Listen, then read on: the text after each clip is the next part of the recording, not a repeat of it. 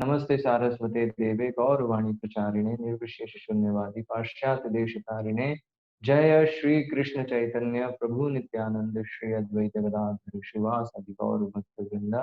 हरे कृष्ण कृष्ण कृष्ण हरे हरे, हरे राम राम राम हरे हरे। हरे कृष्णा। सभी भक्तों को दंडवत प्रणाम। तो आज हमारा चर्चा का विषय है महामारी के बाद भुखमरी। तो आप सोच रहे होंगे ये कैसा विषय है, क्या हम चर्चा करने वाले हैं। तो दरअसल ये कल के डिस्कशन से कनेक्टेड है। तो कल हमने चर्चा करी थी विकर्म वियोग पे। तो कैसे जो विकर्म है उसके कारण हम भगवान को भूल जाते हैं, भगवान से और दूर हो जाते हैं। तो वियोग इसलिए तो विकर्म मतलब पाप कर्म। तो पाप कर्म कौन से हमने कल देखा था, जो जितनी भी जो पाप कार्य हैं, दरअसल जो 4 रेगुलेटरी प्रिंसिपल्स हैं, उनको तोड़ना, अवैध स्त्रीसंग, नशा, मांसाहार, जुआ, ये मेन जो है मुख्य जो है पाप क्रियाएं हैं। तो अगर ये होते हैं तो ये विकर्म के अंतर्गत आता है। और हमने देखा कर्म फिर क्या है। कर्म जो है वो वर्णाश्रम व्यवस्था के अंतर्गत जो भी एक व्यक्ति के जो गुण हैं उसके अनुसार उसके लिए एक नियत कर्म है, वही जो है वो कर्म है बेसिकली वो। और फिर उस कर्मों का फल वो भगवान को अर्पण करता है, तो उसे फिर कर्मयोग कहते हैं। और दरअसल इसी को यज्ञ भी कहते हैं। ये जो कर्म है जो वर्णाश्रम व्यवस्था में, दरअसल वो यज्ञ भी है। तो यज्ञ का अर्थ क्या है। यज्ञ मतलब कोई भी कार्य जो भगवान विष्णु की संतुष्टि के लिए किया जाए, भगवान विष्णु भगवान कृष्ण की संतुष्टि के लिए किया जाए, वो जो कार्य है वो यज्ञ होता है। ठीक है। तो अभी ये भगवत गीता का श्लोक है, 3रे अध्याय का 14 श्लोक है, जिसमें भगवान बता रहे हैं कैसे जो यज्ञ है वो कर्म, यज्ञ और कर्म का जो संबंध है वो यहाँ बता रहे हैं। पहले इस श्लोक से पहले भगवान ने यज्ञ के विषय में बताया। तो यज्ञ इन एसेंस, यज्ञ का मतलब है जो भी कार्य भगवान की संतुष्टि के लिए हो। ऑफ कोर्स हम देखते हैं वैदिक सभ्यता में बहुत सारे यज्ञ हैं, जिसमें यज्ञ कुंड होता है, अग्नि होती है, आहुति होती है अग्नि में, और बहुत सारे मंत्रों का उच्चारण होता है। और उसके मतलब बहुत उसमें डिटेल्स, बहुत डिटेल प्रोसीजर है। तो साधारणतः उसे हम यज्ञ समझते हैं। यस, वो यज्ञ है, क्योंकि वो क्या है, वो आहुति जो है वो क्या है, वो सब भगवान को अर्पण कर रहे हैं। दरअसल यज्ञ कुंड में जो अग्नि है वो बताया है वो भगवान विष्णु की जिह्वा है, और ऐसे जो है उनको सब चीज हम अर्पण करते हैं यज्ञ में। तो वो यज्ञ है। लेकिन वर्णाश्रम व्यवस्था में जितने भी कर्म हैं, ब्राह्मण अपना कर्म कर रहा है, क्षत्रिय अपना कर्म कर रहा है, वैश्य अपना कर्म कर रहा है, शूद्र अपना कर्म कर रहा है, तो वो क्या है, अपने अपने लेवल पे वो सब यज्ञ कर रहे हैं। तो यहाँ ये बताया है 14 श्लोक में, 3रे अध्याय का ये 14th वर्ष है। तो भगवान क्या बता रहे हैं, अन्नाद भवन्ति भूतानि पर्जन्यादन्न संभवः, यज्ञाद भवति पर्जन्यो यज्ञः कर्म समुद्भवः। बताया जितने भी जीव हैं, जितने भी जीव हैं वो सब अन्न पे आश्रित हैं। अन्नाद भवन्ति भूतानि, अन्न से ही जो है जितने भी जीव हैं उनको उनके शरीर को पोषण मिल रहा है। अभी अन्न कैसे मिलता है, तो अन्न यहाँ बताया है कैसे, पर्जन्याद अन्न संभवः। तो पर्जन्य मतलब वर्षा, वर्षा से जो है अन्न प्राप्त होता है। और फिर अभी वर्षा कैसे आती है, तो वर्षा के लिए क्या बताया यहाँ पे, यज्ञात भवति पर्जन्यो, वर्ष जो है वो यज्ञ से आता है। और यज्ञ क्या है, यज्ञ कर्म समुद्भवः। तो यज्ञ जितने भी जो नियत कर्म है, तो उससे जो है यज्ञ, उससे वो यज्ञ है, नियत कर्म जो है वो यज्ञ है। एक्चुअली हम देखते हैं जब भी कोई ऐसे जो जैसे जो बड़े यज्ञ जो होते थे पूर्व युगों में, तो जब भी ऐसे यज्ञ होते थे तो उसमें सब इन्वॉल्व होते थे, सब। उसमें ब्राह्मण भी चाहिए, उसमें क्षत्रिय भी चाहिए, उसको उस पूरे यज्ञ में जो भी सामग्री चाहिए उसको स्पॉन्सर करने के लिए क्षत्रिय चाहिए। उसमें फिर उस यज्ञ में जो भी मंत्र है, आहुति है, यज्ञ कुंड बनाने और सारी जो पूरी उसकी वेदी तैयार करने के लिए ब्राह्मण चाहिए, योग्य ब्राह्मण चाहिए। ऐसे ही जो वैश्य हैं, वैश्य भी जो हैं वो भी ऐसे यज्ञ में भाग लेते हैं, वो भी यजमान होते हैं ऐसे। और शूद्र जो हैं उनको भी प्रसाद वितरण होता है और वो भी कहीं ना कहीं जो है सेवा में भाग लेते हैं। तो इस तरीके से हम देखते हैं, क्योंकि वो पूरा जो वर्णाश्रम व्यवस्था है वो यज्ञ करने पे आधारित है। तो उस यज्ञ में सारे जितने भी लोग हैं वो इन्वॉल्व होते हैं, सारे चारों वर्णों के लोग जो हैं उसमें भाग लेते हैं। और ये तो एक चीज है। और फिर दूसरी चीज क्या, उनका जो जो रेगुलर एक्टिविटी, जो प्रिस्क्राइब्ड एक्टिविटी है, वो भी करने से वो भगवान को संतुष्ट करते हैं। तो इस तरीके से वो भी यज्ञ होता है। अब यहाँ पे बहुत इंपॉर्टेंट चीज है समझने की कि यहाँ पे बताया अन्न, है ना। अन्न जो है वो सबकी आवश्यकता है, सबकी मूलभूत आवश्यकता है सभी जीवों की। और वो आता है वर्षा से, और वर्षा आती है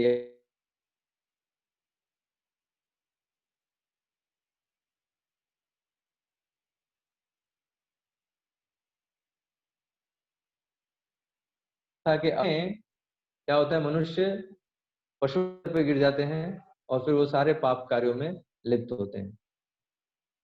तो हमने पहले देखा है ये कि कैसे विकर्म करने से जो है उसके हमें रिएक्शंस मिलते हैं। तो कल जैसा हमने देखा था कि अगर हम विकर्म करते जाएंगे तो इसी जगत में हम हेल क्रिएट कर देंगे ना, नरक जो है यहीं पर हम बना देंगे एक्चुअली। तो जैसा कि अभी हमें दिख रहा है, तो अभी जैसे महामारी का समय चल रहा है, हाँ, तो अभी महामारी में बहुत तकलीफ हुई, बहुत कष्ट हुए और हो रहे हैं, लेकिन अभी और कष्ट आने वाले हैं। तो जैसा कि ये एक अखबार, एक न्यूज़पेपर है न्यूयॉर्क टाइम्स, उसका ये हेडलाइन था 22 अप्रैल, ये 22 अप्रैल 2020 का ही है। और उसके बाद तो भी कंडीशन और एग्रीवेट हो गई होगी, बट एनीवेज ये जो है हेडलाइन थी, पूरी न्यूज़ थी ये। क्या है ये news? Instead of corona virus the hunger will kill us, a global food crisis looms. तो मतलब क्या है कि कोरोना वायरस से जितने लोग मरे हैं उससे ज्यादा अभी भूखमरी से मरने वाले हैं। क्योंकि ये जब ये आर्टिकल छपा ये 22 अप्रैल 2020 को, तो उसी समय एक्चुअल में बहुत जो है भूखमरी से बहुत सारी जगहों पे लोग प्रभावित थे।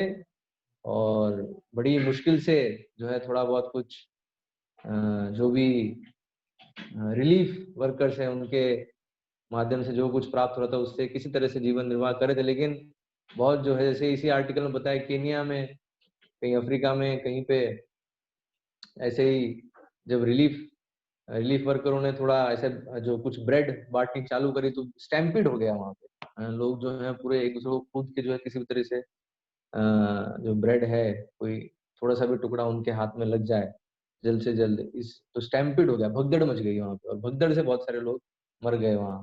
और ऐसे हम देख रहे हैं पूरे विश्व में ऐसी स्थिति दिख रही है कि बस थोड़ा सा जो है खाद्य पदार्थ खरीदने के लिए बड़ी बड़ी लंबी लाइन में सब लगे हैं। तो ये जो है एक्चुअल में, तो ये प्रश्न उठता है कि ये सब क्यों आ रहा है, क्यों अभी जो है मनुष्य समाज पूरे विश्व में इतनी कठिनाई क्यों झेल रहा है, इतना कष्ट क्यों आ रहा है। तो उत्तर बहुत सिंपल है। क्या है? ये सब विकर्म के परिणाम हैं। जो पाप कर्म किए हैं सबने मिलके, और उसमें जितना जितना सहयोग दिया है, तो उसके अनुसार अभी जो है रिएक्शन मिल रहा है। एक्चुअली ये बहुत ही इंटरेस्टिंग फैक्ट है लॉ ऑफ कर्मा का, कि कर्म के नियम में क्या है, जो हम कार्य करते हैं तो उसके कुछ फल हैं, कुछ कर्म फल हैं जो अगले जीवन में फलीभूत होते हैं, मतलब उसके फल हमें अगले जीवन में मिलते हैं। और कुछ कर्म है जो इसी जीवन में मिलते हैं, कुछ कर्मों के फल जो है वो इसी जीवन में हमें प्राप्त हो जाते हैं। तो ये बेसिकली उसके अंतर्गत ही आता है। जब हम पाप कार्य करते हैं तो कुछ जो फल है वो तो इधर ही मिलने लग जाते हैं, और फिर वो पाप कार्यों के जो फल, जो दंड है, वो फिर यमराज फिर देते हैं, और उसके बाद फिर वापस से अगले जीवन में कुछ रिएक्शंस और कैरी फॉरवर्ड होते हैं। तो इस तरीके से जो है कर्मों का नियम क्या है, गहनो कर्मणा गति है ना, ये हमने कल भगवद गीता के श्लोक में देखा था, है कर्मणो भी बोधव्यम बोधव्यम च विकर्मणा अकर्मणश्च बोधव्यम गहना कर्मणो गति। तो अकर्म पता होना चाहिए, विकर्म पता होना चाहिए, कर्म पता होना चाहिए, और एक्चुअल में जो अकर्म करता है तो वो जो है ये कर्म के नियम से मुक्त होता है एक्चुअल में। लेकिन अधिकतर लोगों को पता नहीं है, तो क्या है, तो बहुत ही बुरी तरीके से वो इम्प्लीकेट हो जाते हैं। तो दरअसल ये सारे जो हमें रिएक्शन मिलते हैं, जितने भी कष्ट मिलते हैं हमें, वो सब उन सारे कार्यों के परिणाम हैं, इस जीवन के पिछले जीवन के, सब कंबाइंड होके जो है एक टोकन जो है हमें मिलता जाता है। तो इस तरीके से तो इसलिए अभी जो स्थिति है, तो उसका कारण क्या है, ये सारे जो विकर्म है। अभी श्रील प्रभुपाद इसको बहुत सारी जगहों पे श्रीमद् भागवतम के अनेक तात्पर्यों में इसको बताते हैं, तो उसको हम थोड़ा देखेंगे, थोड़ा सा और इसको अच्छे से समझने का प्रयास करेंगे। तो प्रभुपाद यहाँ ये श्रीमद् भागवतम के प्रथम स्कंद का 14वें अध्याय का 10वां श्लोक है। उसमें तात्पर्य में श्रील प्रभुपाद लिख रहे हैं, material advancement of civilization means advancement of the reaction of the threefold miseries due to celestial influence, earthly reactions and bodily और mental pains। तो यहाँ क्या बता रहे हैं, एक्चुअल में जो तथाकथित जो एडवांसमेंट है, जैसे कल हमने देखा टेक्नोलॉजी है ना, एडवांसमेंट, तो ये एडवांसमेंट का मतलब क्या है, एडवांसमेंट का मतलब है हमारी जो तीन ताप है जो माया देवी देती है, तीन ताप है, आध्यात्मिक क्लेश, अधिभौतिक क्लेश, अधिदैविक क्लेश। तो जो क्लेश है, क्लेश में एडवांसमेंट बेसिकली, मतलब मेटेरियल एडवांसमेंट जो बोलते हैं, उसका अर्थ क्या है, एडवांसमेंट इन मिजरीज। आपकी जो मिजरीज है, जो सफरिंग है, जो कष्ट है, दरअसल वो बढ़ने वाले हैं। इससे ये जो तीन चीजें हैं, है ना, एक है जो अधिदैविक देवताओं के द्वारा दिया हुआ, और एक दूसरों से जो हमें मिलता है, और हमारे खुद के शरीर और मन से जो हमें कष्ट होता है। तो ये कष्ट बढ़ते जाएंगे, जितना ज्यादा हम टेक्नोलॉजी मटेरियल एडवांसमेंट करेंगे, उतना ज्यादा ये कष्ट जो है बढ़ते जाएंगे। तो इसलिए वो एक भ्रम है कि टेक्नोलॉजी और एडवांसमेंट से हमारा लाइफ और कंफर्टेबल हो रहा है, नहीं, ये जो है बहुत बड़ा इल्यूजन है।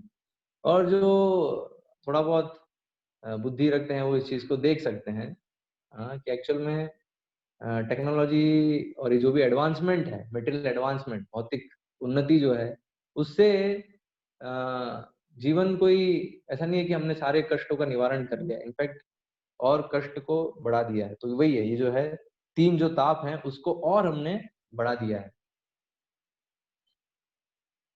तो उसमें ये आता है ना, फेमाइन है ना, तो अलग अलग, तो ये सारी जो चीजें हैं, है ना, एक तो ये महामारी, भूखमरी और अलग अलग प्रकार की जो बीमारियां हैं, तो ये सब जो है एक्चुअली हमने क्रिएट करी हैं अपने पाप कार्यों से। तो इसलिए इन सब जो एडवांसमेंट के नाम पे जो कुछ चलता है, तो उसका एग्रीगेट रिजल्ट क्या है, agony of the body and the mind, है ना, मन और शरीर जो है, उससे उसके हमारे कष्ट जो है और बढ़ते जाते हैं। जैसे हम देखेंगे ये सारी जो डिजीजेस हैं, जैसे डायबिटीज हो गया, बीपी हो गया, और इवन मेंटल डिसऑर्डर्स, जो साइकोलॉजिकल डिसऑर्डर्स हैं, 100 साल पहले नहीं थे। इट्स पीपल, इवन अभी भी हम अगर पुराने लोगों को देखेंगे तो बिल्कुल वो उनमें जो है ये चीजें नहीं, लेकिन जो प्रेजेंट जनरेशन है उनमें ये चीजें ज्यादा दिखती हैं। कारण क्या है, क्योंकि वो ये चीजें ज्यादा यूज कर रहे हैं। जैसे हम देखते हैं अभी सबके जो है मोटा चश्मा दिखता है ना, आंखें कमजोर है इस जनरेशन की। हम देखें कारण क्या है, क्योंकि बचपन से हम जो है इन सब गैजेट्स और इस सब के आदि हो गए, और उससे जो है इसका परिणाम है आंखें जो है वो खराब हो गई। ऐसी आंख एक उदाहरण है, वैसे हर एक अंग का उदाहरण है कि कैसे जितना ज्यादा हम ये एडवांसमेंट कर रहे हैं, उतना ज्यादा हमारा शरीर और मन कमजोर होता जा रहा है एक्चुअली में, रियलिटी। तो यहाँ बताया, इसलिए man made material science can not do anything to counteract these three fold miseries. तो ये फैक्ट है कि हम कितना भी प्रयास कर लें, लेकिन ये जो तीन ताप हैं वो हम नहीं मिटा सकते, हम इसके लिए कुछ नहीं कर सकते एक्चुअली। क्यों? क्योंकि ये क्या है, दंड है, माया देवी द्वारा दंड है। तो बताया, they are all punishments from the superior energy of Maya. तो माया की हमने चर्चा करी थी पिछले कुछ सेशंस में, तो उसमें हमने डिस्कस किया था कैसे माया जो है वो दरअसल हमें ये शरीर प्रदान कर रही है हमारे कर्मों के अनुसार, और उनको पता है कि हमें अभी कैसे दंड देना है, क्या हमने गलत कार्य किया उसके लिए भी दंड कैसे मिलना है। तो ये जो 3 ताप हैं, जो शरीर और मन के जो भी हमें कष्ट हैं, तो वो बेसिकली सारे दंड हैं जो माया देवी दे रही है। तो इसलिए अगर हम सोचें कि हम अपने प्रयास से बच जाएंगे, तो बिल्कुल ये कैसी स्थिति होगी, जैसे जेल में कैदी, अभी जेलर ने डिसाइड कर लिया अभी इस कैदी को दंड मिलना है, लेकिन अभी कैदी क्या सोच रहा है कि मैं कुछ तिकड़म लगा के इस दंड से बच जाऊंगा। लेकिन होता क्या है, अगर वो आज्ञाकारी नहीं होगा और अपना प्रयास करेगा, तो क्या है, उसका दंड और तीव्र होता जाएगा। जेलर बोलेगा अच्छा तुम्हें तो और दंड की जरूरत है, मैं सोच रहा था कि चलो ठीक है तुम्हें इतना दंड दिया है, लेकिन तुम अभी और जो है डिसोबीडियंट हो रहे हो, अनाज्ञाकारी हो रहे हो, तो फिर जो है तुम्हें और प्रताड़ित किया जाएगा। तो यही होता है, जितना हम नेचर के अगेंस्ट, तो आसुरिक प्रवृत्ति है ये, है ना। आसुरिक प्रवृत्ति क्या है, तो यहाँ बताया है।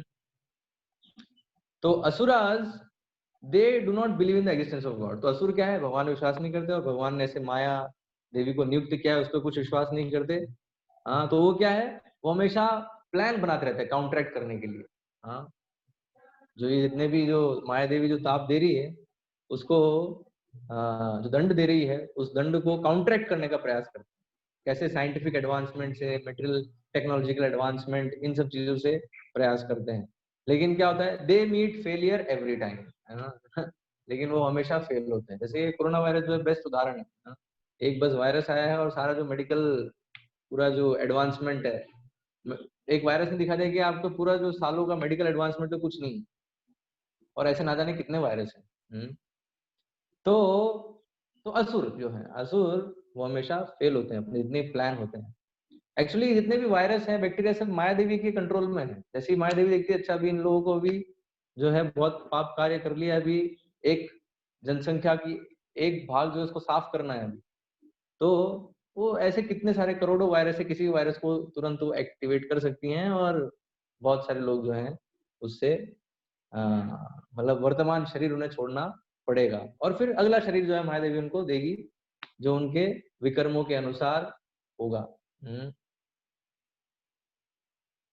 तो भगवत गीता में साफ साफ बताया है। हाँ, भगवत गीता में भगवान साफ साफ कह रहे हैं, मम माया दुरत्यया, मेरी जो माया शक्ति से कोई कोई कॉन्कर नहीं कर सकता है। ये प्रयास करते हैं, असुर क्या करते हैं, वो सोचते हैं कि नहीं, हमारे प्रयास से हम जो है माया शक्ति को भी कॉन्कर कर लेंगे, उनको लांघ लेंगे, लेकिन नहीं लांघ सकते। इसलिए भगवान क्या, दुरत्यया, ये जो मेरी माया शक्ति है उसको कोई नहीं लांघ सकता। हाँ, तो फिर कौन कौन लांघ सकता है, सिर्फ भक्त लांघ सकता है। They can simply be overcome by one who surrenders fully in devotion under the lotus feet of Lord. जो पूर्ण रूप से भगवान की शरणागति लेते हैं, भगवान के चरणों में समर्पित होते हैं, अर्थात उनकी सेवा में नियुक्त होते हैं पूर्ण रूप से, तो वही जो है इस माया शक्ति को क्रॉस कर सकते हैं। तो माया शक्ति क्रॉस करना मतलब क्या है, माया देवी के द्वारा दिए गए जो दंड हैं उससे वो मुक्त हो सकते हैं। तो भी जो ये भुखमरी है, जब भुखमरी की बात आती है, जैसे भी महामारी आई, तो महामारी के लिए क्या बोल रहे हैं, अरे वायरस है, वायरस पड़ रहा है, वो नहीं समझ रहे एक्चुअली जो पाप कर्म है उसका परिणाम है। हाँ, जो रूट कॉज है, रूट कॉज पे नहीं जा रहे हैं। तो ऐसे ही जो भी भुखमरी, अब भुखमरी आएगी, तो भुखमरी के लिए क्या बोलेंगे, अरे एक्चुअली भुखमरी किस लिए हो रही है, क्योंकि जनसंख्या ज्यादा है, पॉपुलेशन बहुत ज्यादा है। तो इसलिए पॉपुलेशन जो है थोड़ी तो इसलिए हम देखते हैं पॉपुलेशन कम करने के बहुत सारे जो है प्रोग्राम चलते रहते हैं। जैसे जितने भी जो बर्थ कंट्रोल मेथड्स हैं, हाँ, एबॉर्शंस हो गए, हाँ, एंड इवन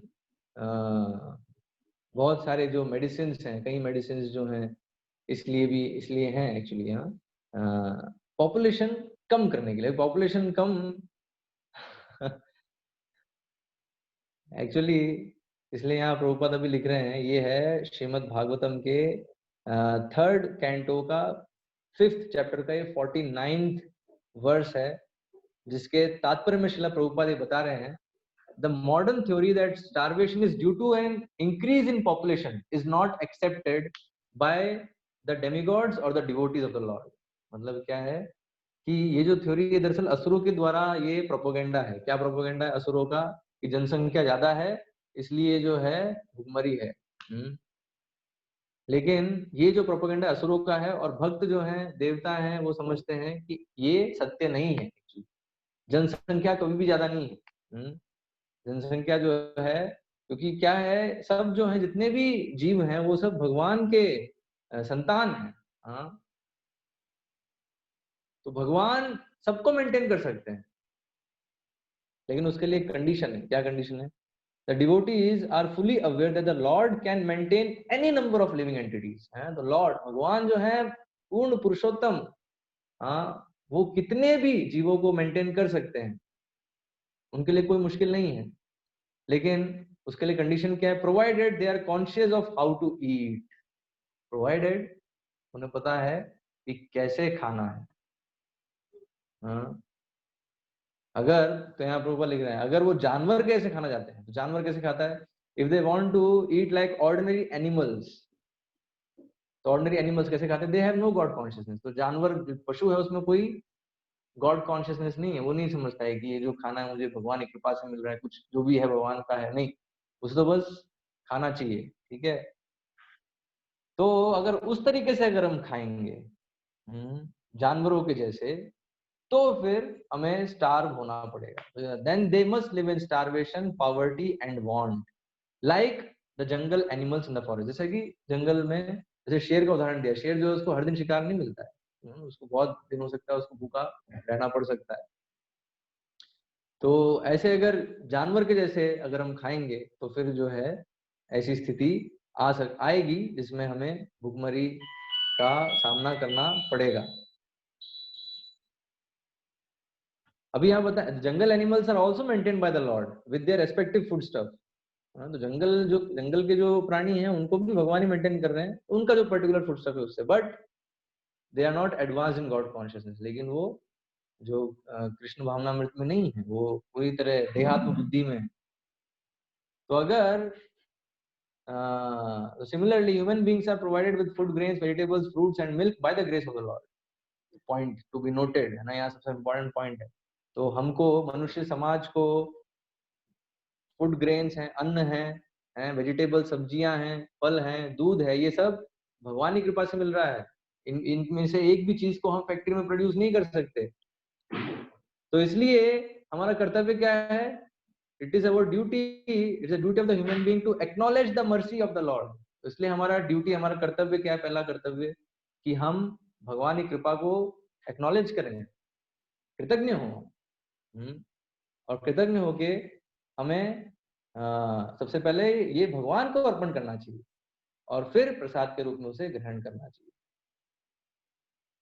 तो जो इस तरीके से नहीं खाते हैं तो वो क्या खाते हैं? वो दरअसल पाप ही खा रहे हैं।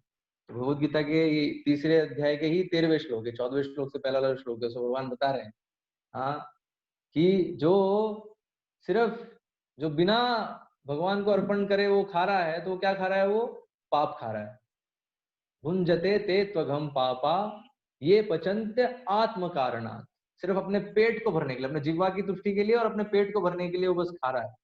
तो क्या खा रहा है? वो पाप खा रहा है। चाहे से वो हो सकता है शाकाहारी हो, अगर शाकाहारी भी है तो भी जो है अगर वो भगवान को अर्पण करे बिना खा रहा है तो क्या खा रहा है? वो पाप खा रहा है।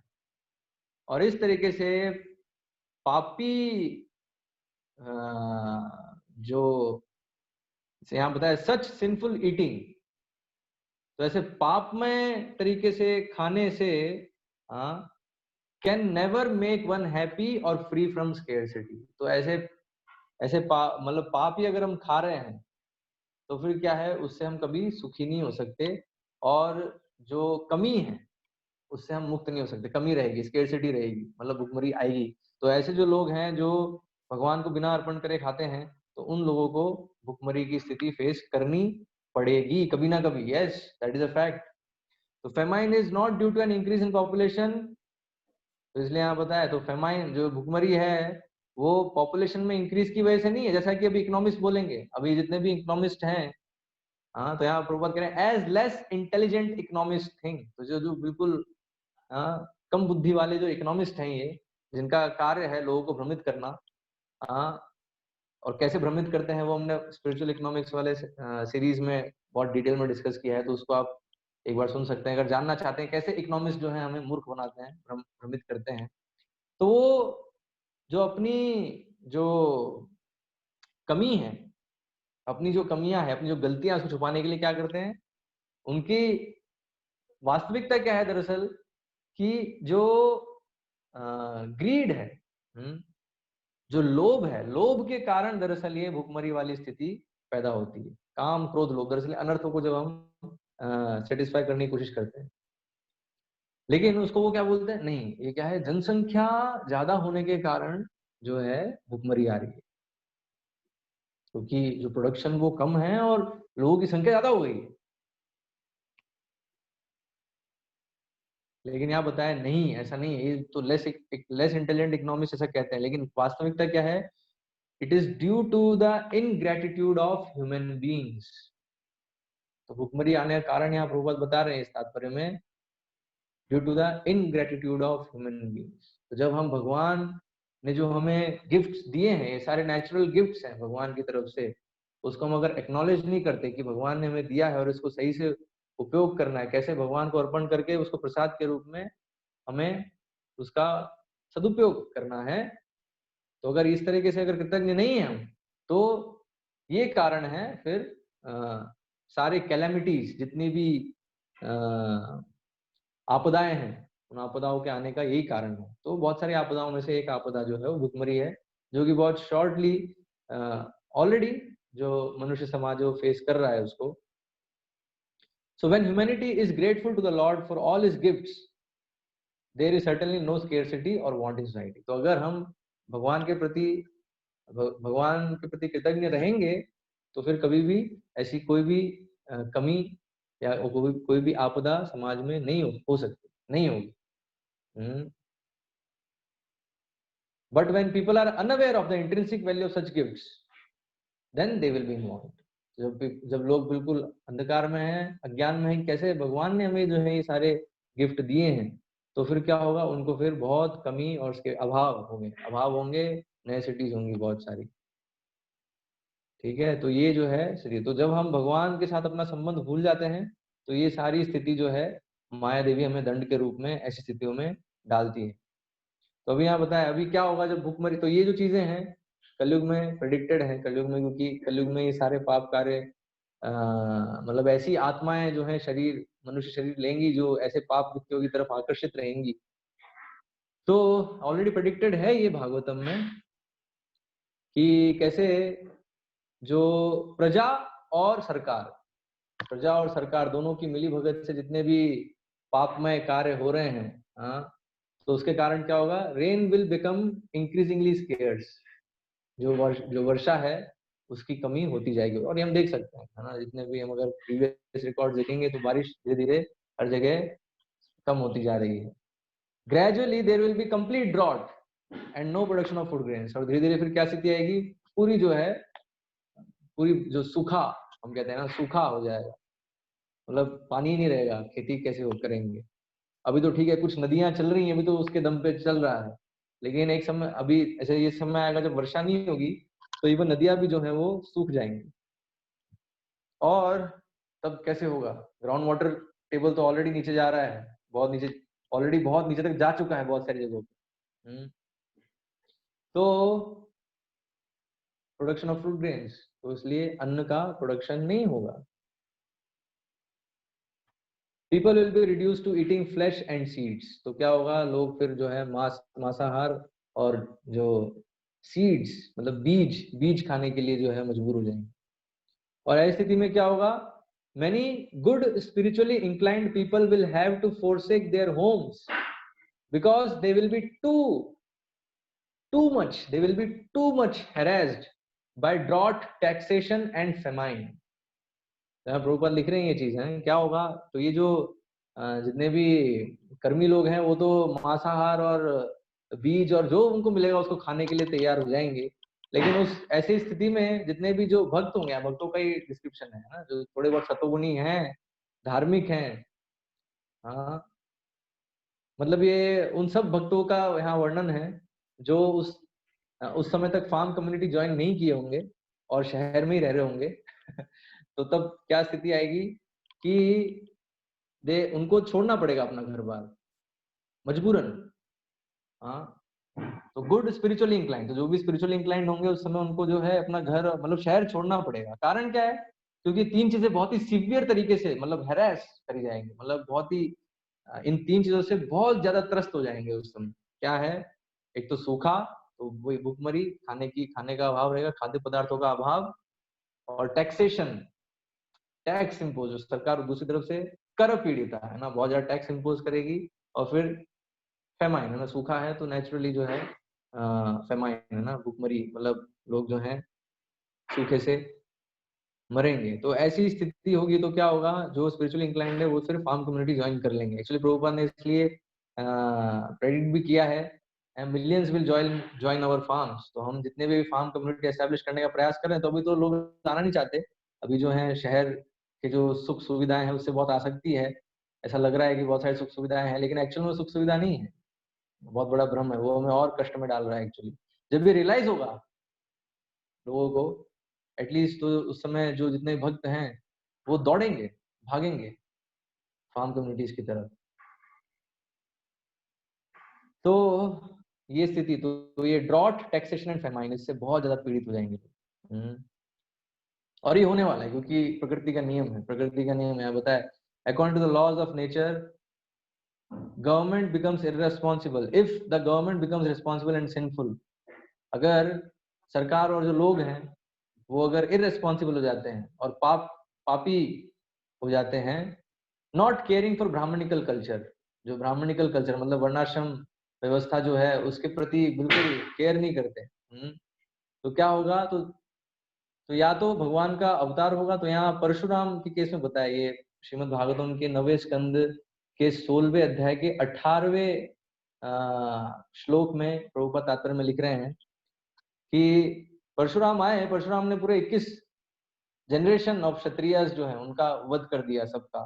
कारण क्या? क्योंकि क्षत्रिय जो है वो ब्राह्मणिकल कल्चर को फॉलो नहीं कर रहे थे, बहुत ही आसुरिक प्रवृत्ति के हो गए थे। तो इसलिए परशुराम ने सबको जो है सबका सफाया कर दिया। तो यहाँ वो कह रहे हैं, यहाँ प्रभुपाद लिख रहे हैं कि अगर जब जब भी ऐसा होता है कि लोग इररेस्पॉन्सिबल हो जाते हैं, पापी हो जाते हैं और भगवान के आदेशों की अवहेलना करते हैं, ब्राह्मणिकल कल्चर, ब्राह्मणों की अवहेलना करते हैं, हाँ, तो फिर क्या होता है? तो या तो परशुराम जैसे कोई अवतार आते हैं, या फिर devastation of fire, famine, pestilence और सम अदर कैलेमिटी, या कोई दूसरे कोई आपदा के रूप में जो है प्रकट होते हैं उस समय। तो जैसे हम देखते हैं ये सब चीजें अभी अभी चल रही हैं एक्चुअली बहुत सारी जगहों पे, डिवास्टेशन बाय फायर। हम देख रहे हैं कितने सारे जो जंगल हैं वो फॉरेस्ट फायर उनमें हो जाता है। हाँ, इसलिए पूरी एक एक पूरा विभाग है फायर ब्रिगेड का। हाँ, इनका काम है फायर कहीं लग गई तो बुझाना, क्योंकि फायर लगती रहती है। ये एक्चुअली मॉडर्न सिविलाइजेशन की रियलिटी है, जगह जगह जो है फायर लगती रहती है। एंड फेमाइन और भूखमरी, फेमाइन, पेस्टिलेंस, तो इस तरह की चीजें जो है कैलेमिटी वो आएंगी अगर लोग जो है इररेस्पॉन्सिबल होंगे। तो यहाँ और यहाँ बताया, when the government disrespects the supremacy of the personality of godhead and fails to protect the institution of varnashrama dharma. ठीक है, अगर सरकार जो है वो अगर अनादर करती है भगवान का, और जैसा कि हम देख रहे हैं अभी बहुत सारे लोग अनादर कर रहे हैं, नहीं, बहुत सारे लोग जो हैं भगवान के ऊपर जो है टिप्पणी करते हैं, अश्लील अश्लील बातें करते हैं। ऐसे भगवान की गोपियां थी तो वो सोचते